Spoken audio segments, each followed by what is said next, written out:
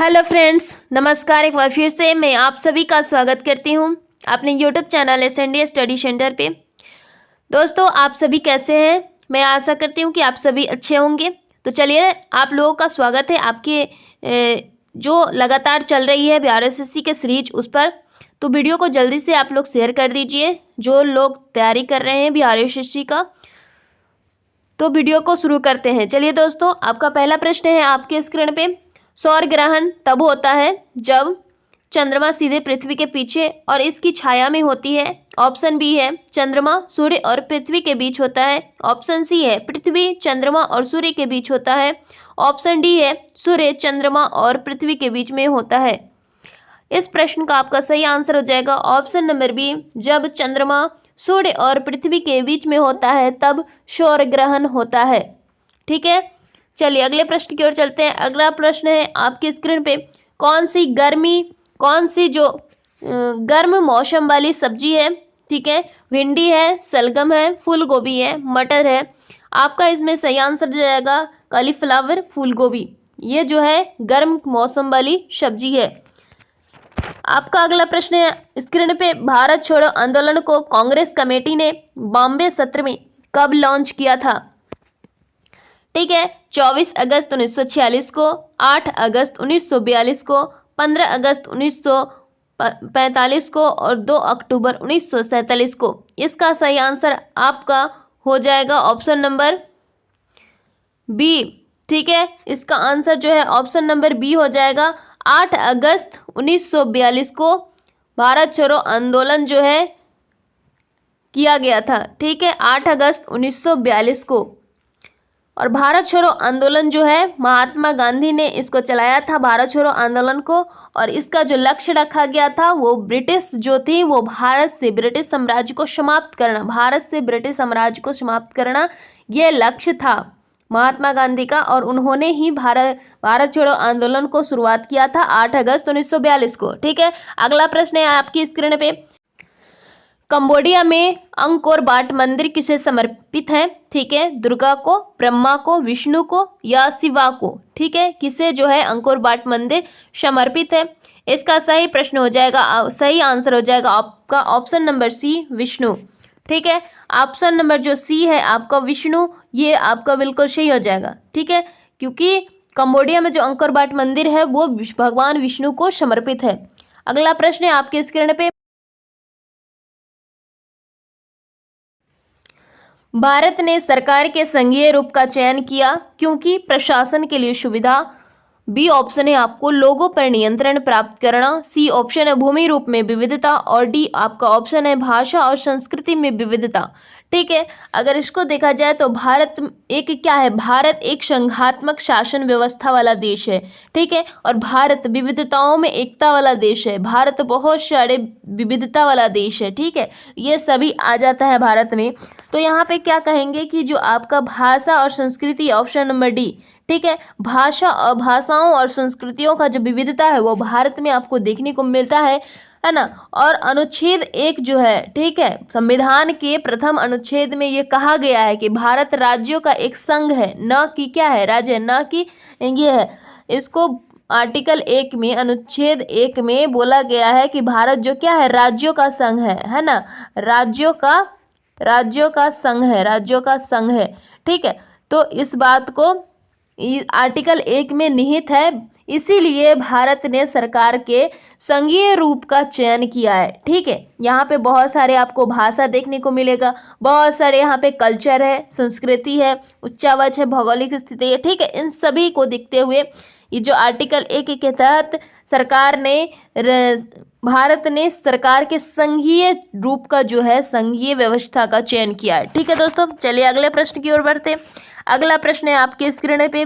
बिहू त्योहार मनाया जाता है कहाँ पे मनाया जाता है? त्रिपुरा में, वेस्ट बंगाल में, नागालैंड में या फिर असम में? ठीक है, इसका सही आंसर आपका ऑप्शन नंबर डी हो जाएगा। ठीक है, असम में जो है बिहू त्योहार को मनाया जाता है। अगला प्रश्न है आपके स्क्रीन पे।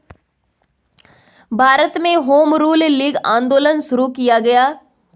ठीक है, मौलाना अबुल कलाम आज़ाद और जाकिर हुसैन एनी बेसेंट और बीजी तिलक, दादा भाई नौरोजी और सरदार पटेल के बीच, या एम के गांधी और JL नेहरू के ठीक है बीच में। इसका सही आंसर आपका ऑप्शन नंबर बी हो जाएगा कि भारत में होम रूल लीग आंदोलन जब शुरू किया गया था उस समय एनी बेसेंट और बीजी तिलक, ठीक है, बीजी तिलक के बीच में ये जो है आंदोलन शुरू किया गया था। अगला प्रश्न है आपके स्क्रीन पे, सुंदरवन नेशनल पार्क में मुख्य रूप में क्या है? ठीक है, सुंदरवन नेशनल पार्क जो आपका वेस्ट बंगाल में देखने को मिलता है, वेस्ट बंगाल में, ठीक है। तो यहाँ पे क्या है, सुंदरवन नेशनल पार्क कहाँ पे है आपका? वेस्ट बंगाल में है। तो ये जो नेशनल पार्क है इसमें क्या रहता है? ठीक है, घास का भूमि है, या शीतोष्ण वन है, या मैंग्रोव वन है, या शंकुधारी वन है। ठीक है, किस प्रकार का यहाँ पे वन है? ठीक है, तो इसमें जो आपका ऑप्शन नंबर सी है मैंग्रोव वन, ठीक है, ये आपका बिल्कुल सही हो जाएगा। मैंग्रोव वन की अगर बात करें, अगर इसके पौधे की बात करें तो इसकी जो जलीय क्षेत्रों में इसका पौधा पाया जाता है और इसका जड़ जो है ऊपर की ओर, जड़ जो है कहाँ, ऊपर की ओर यहाँ पे रहता है। इसके इस पौधे में जो है जड़ कहाँ रहता है? ऊपर की ओर।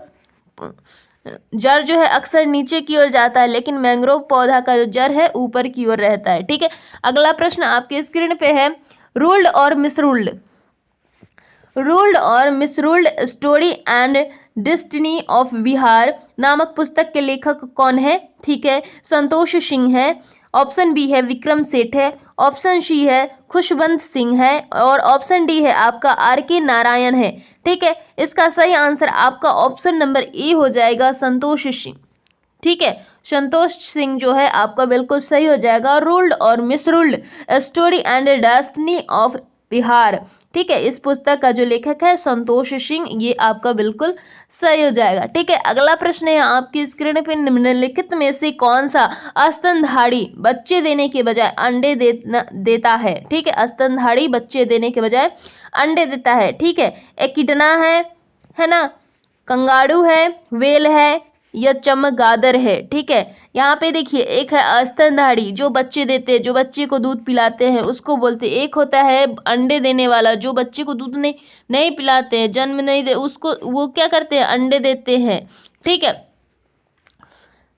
देने के बजाय अंडे देते हैं। स्तनधारी बच्चे देने के बजाय वो बच्चे नहीं देते, क्या देते हैं? अंडे देते हैं। तो इसमें से कौन है? ठीक है, या कंगारू है, या चमगादड़ है, या वेल है, या एकिडना है। ठीक है, इसका सही आंसर आपका हो जाएगा ऑप्शन नंबर ए, एकिडना। देखिए, वेल है, इस ये भी क्या स्तनधारी है, चमगादड़ है, ये भी स्तनधारी है, कंगारू है, ये भी स्तनधारी है। ये तीनों क्या करते हैं? बच्चे देते हैं, ना कि अंडे देते हैं। लेकिन एकिडना है, ये अंडे देते हैं, बच्चे नहीं देते हैं। ये तीनों ऑप्शन जो है, कंगारू, वेल और चमगादड़, ये बच्चे देते हैं, बच्चे को दूध पिलाते। एकिडना बच्चे नहीं देते, ये अंडे देते हैं। ठीक है, जैसे सांप अंडे देते हैं, मुर्गी अंडे देते हैं, इस प्रकार से।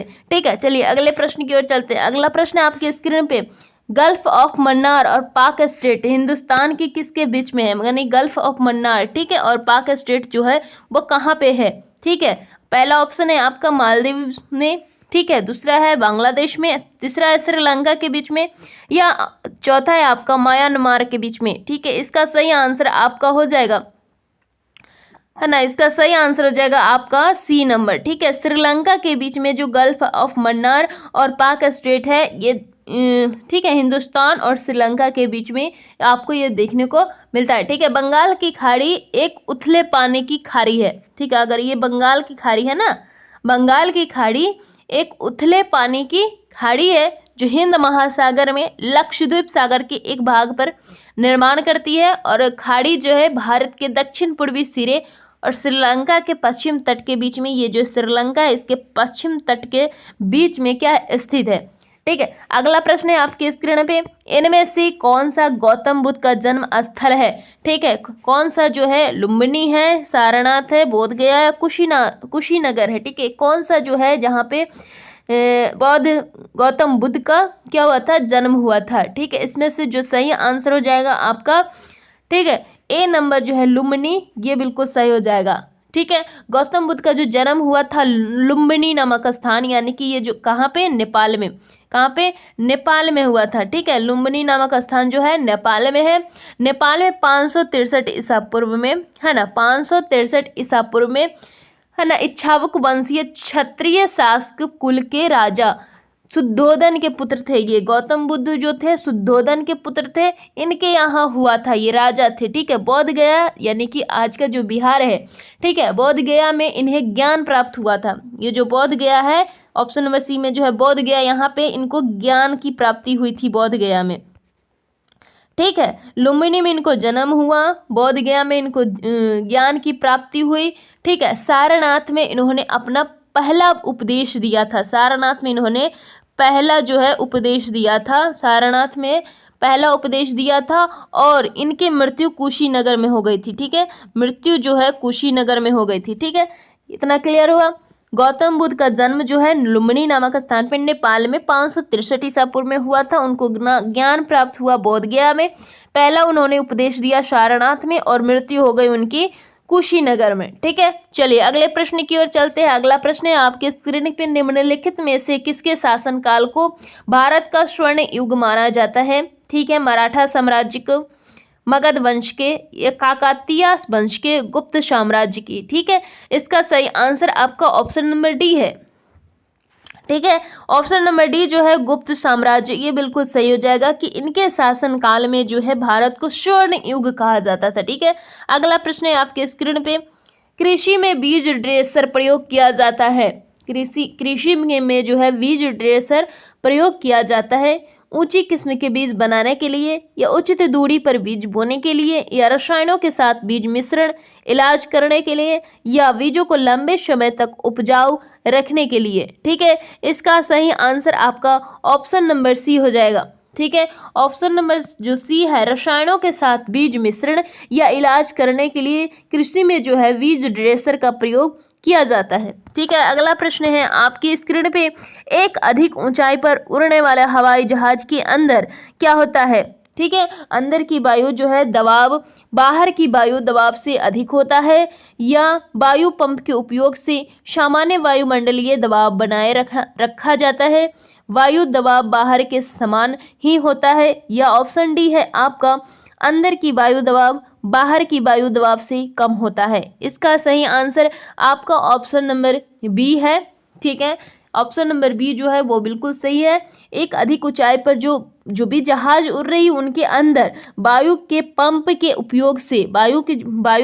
उपयोग से सामान्य वायुमंडलीय दबाव बनाए रखा जाता है। ठीक है, ताकि वो जो है एक समान वे में अपनी गति को प्राप्त कर सके। ठीक है, अगला प्रश्न है आपकी स्क्रीन पे, भारत ने निम्नलिखित में से किन क्षेत्रों में तिमोर लेस्ते के साथ एक समझौता ज्ञापन पर हस्ताक्षर किए हैं? ठीक है, तिमोर लेस्ते के साथ एक समझौता ज्ञापन पर जो है हस्ताक्षर किए हैं। तो दोस्तों ये जो है करंट अफेयर है 2018 का, तो इसको छोड़ देते हैं। अगला प्रश्न है आपकी स्क्रीन पे, धातु बिजली के अच्छे चालक होते हैं क्योंकि उनमें मुक्त इलेक्ट्रॉन होते हैं, उनमें परमाणु संहत रूप से पैक्ड होते हैं, वे निम्न गलनांक के धातु होते हैं, वे उच्च गलनांक के धातु होते हैं। ठीक है, यानी कि धातु जो है वो अच्छे चालक होते हैं, बिजली के गुड कंडक्टर होते हैं। वो क्यों होते हैं? ठीक है, कोई भी मेटल होता है वो बिजली के गुड कंडक्टर होते हैं, तो ऐसा क्यों? ठीक है, इसका ऑप्शन नंबर ए जो है, ठीक है, वो बिल्कुल सही हो जाएगा कि इनमें जो है मुक्त इलेक्ट्रॉन होते हैं, जिसकी वजह से जो है धातु बिजली के अच्छे चालक होते हैं। उष्मा जो है धातु उष्मा और विद्युत के अच्छे चालक होते हैं, और अधातु जो है वो अच्छे चालक नहीं होते हैं क्योंकि वो भंगुर होते हैं, चमकहीन होते हैं, उनमें विद्युत और उष्मा नहीं होते, वो कुचालक होते हैं विद्युत के। ठीक है, अगला प्रश्न है आपके स्क्रीन पे, 1909 ईस्वी में यूनाइटेड किंगडम की संसद के किस अधिनियम ने ब्रिटिश भारत के शासन में भारतीयों की भागीदारी में सीमित वृद्धि लाई है? ठीक है, क्रिप्स मिशन ने, गांधी इरविन पैक्ट ने, मोरले मिंटो सुधार ने, या साइमन कमीशन ने? ठीक है, इसका सही आंसर आपका ऑप्शन नंबर सी है ना, मोरले मिंटो सुधार, ये बिल्कुल सही हो जाएगा, मोरले मिंटो सुधार। देखिए, मोरले मिंटो सुधार भारत परिषद अधिनियम के नाम से भी इसको जाना जाता था। ठीक है, मोरले मिंटो सुधार जो है इसको भारत परिषद अधिनियम के नाम से भी जाना जाता था, जिसका नेतृत्व जो है आगा खान ने किया है ना, जिसका नेतृत्व किसने किया है? जिसका नेतृत्व आगा खान ने। आगा खान ने किया है। ठीक है, अगला प्रश्न है आपके स्क्रीन पे, समुदाय विकास कार्यक्रम में लोगों को किस रूप में लिया जाता है? ठीक है, संगठन की प्रतिष्ठा में, प्राकृतिक संसाधन में, कार्यशील पूंजी में, या महत्वपूर्ण संसाधन, है ना। इसका सही आंसर आपका हो जाएगा ऑप्शन नंबर डी, महत्वपूर्ण संसाधन। यानी कि समुदाय विकास कार्यक्रम कोई भी हो, लोगों का जो है रूप उसको महत्वपूर्ण संसाधन, लोग जो है लोगों को महत्वपूर्ण संसाधन के रूप में लिया जाता है। यानी लोग जो है ना, लोगों को एक महत्वपूर्ण संसाधन के रूप में लिया जाता है समुदाय के विकास के लिए। ठीक है, अगला प्रश्न है आपके स्क्रीन पे, ऑप्टिकल फाइबर जिसको प्रकाश तंतु बोलते हैं, ऑप्टिकल फाइबर किस प्रक्रिया पर काम करता है? ठीक है, व्यतिकरण, विखरने की, या पूर्ण आंतरिक परावर्तन की, या विवर्तन पर? ठीक है, इसका सही आंसर आपका ऑप्शन नंबर सी, ठीक है, पूर्ण आंतरिक परावर्तन, इस पर जो है ऑप्टिकल फाइबर काम करता है। अगला प्रश्न है आपके स्क्रीन पे, किस हिंदुस्तानी को फिल्म गांधी में पोशाक डिजाइन के लिए ऑस्कर पुरस्कार से सम्मानित किया गया है?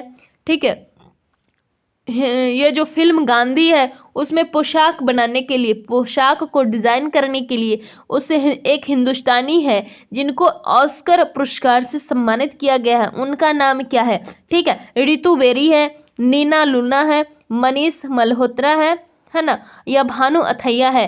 ठीक है, इसका सही आंसर आपको क्या हो जाएगा? ऑप्शन नंबर डी हो जाएगा। ठीक है, भानु अथैया।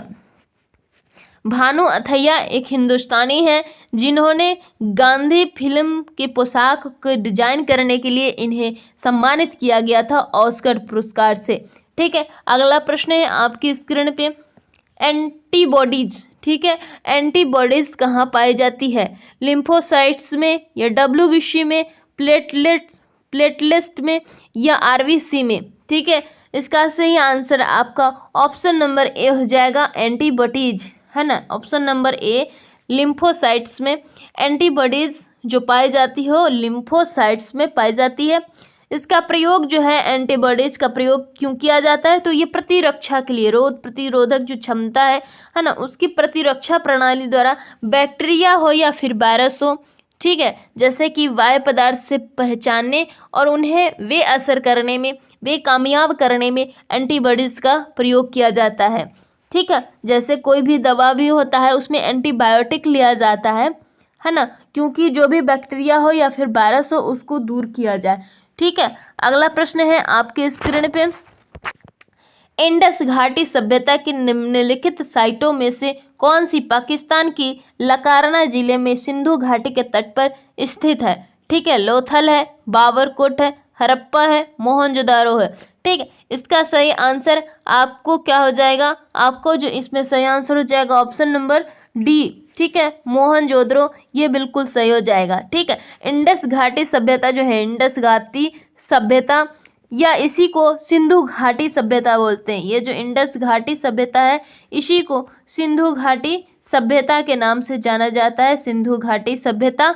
ठीक है, ये एक प्राचीन सभ्यता है, ये जो है एक प्राचीन सभ्यता थी जो आज के जो पाकिस्तान है, आज के पाकिस्तान है वहाँ के उत्तर पश्चिम भाग में जो है ये स्थित है। ये जो इन सिंधु घाटी सभ्यता है आज के पाकिस्तान के उत्तर, है ना, उत्तर पश्चिम जो है वहाँ पे स्थित है। ठीक है, और ये जो है सिंधु नदी के तट पर स्थित है। ये जो है मोहनजोदड़ो है, ये सिंधु नदी के तट पर स्थित है। चलिए ठीक है, चलिए अगला प्रश्न है आपके स्क्रीन पे, राज्यसभा का पदाधिकारी कौन होता है? ठीक है, संसदीय मामलों के मंत्री होते हैं, उपराष्ट्रपति होते हैं, डिप्टी स्पीकर होते हैं, या फिर राष्ट्रपति होते हैं? ठीक है, इसका सही आंसर आपका हो जाएगा ऑप्शन नंबर बी, ठीक है, उपराष्ट्रपति। यानी राज्यसभा का पदाधिकारी जो होता है वो उपराष्ट्रपति होता है। ठीक है, अगला प्रश्न है आपके स्क्रीन पे, मैकमोहन लाइन, है ना, मैकमोहन लाइन किनके बीच में स्थित है? इंडिया और पाकिस्तान के बीच में, इंडिया और बांग्लादेश के बीच में, इंडिया और चीन के बीच में, या इंडिया और अफगानिस्तान के बीच में मैकमोहन लाइन स्थित है? ठीक है, इसका सही आंसर हो जाएगा आपका ऑप्शन नंबर सी, ठीक है। इंडिया और चीन के बीच में जो है मैकमोहन लाइन स्थित है। इंडिया और पाकिस्तान के बीच में रेड क्लिफ रेखा स्थित है। ठीक है, देखिए इन मैकमोहन लाइन जो स्थित है, देखिए 11.20 है ना, 11.20 किलोमीटर लंबी मैकमोहन लाइन है। सर हेनरी द्वारा इसको निर्धारित किया गया था। सर हेनरी के द्वारा ये जो लाइन है ना, सर हेनरी के द्वारा ये लाइन को निर्धारित किया गया था और इसकी लंबाई 11.20 किलोमीटर है। और इसको जो है इंडिया और चीन जो है इसके बीच में रखा गया, लेकिन चीन ने इस लाइन को स्वीकार नहीं किया। ठीक है दोस्तों, ये था आपका लास्ट प्रश्न।